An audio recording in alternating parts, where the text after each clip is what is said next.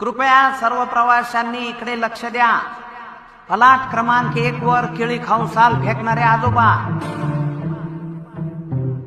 जेवणाचा डबा धुवून पाणी फेकणाऱ्या आजी, सातारा कोल्हापूर गाडी जवळ चिप्स खाऊन रिकाम पाकिट फेकणारा शाळकरी पोऱ्या, आणि फलाट क्रमांक 3 वर पुडी खाऊन थुंकणारे युवा नेते, आणि एकूणच छान प्रवास करायचा सोडून कचरा करायला आलेल्या सर्व मंडळींनी ध्यान देऊन ऐका। आता डोळे उघडायची वेळ आलेली आहे।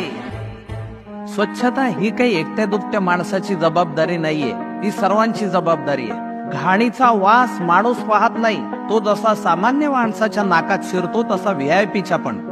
आणि या घाणीमुळे रोगराई सुद्धा पसरते। त्यामुळे आपला परिसर स्वच्छ असणं ही आपल्या सगळ्यांची महत्वाची गरज आहे।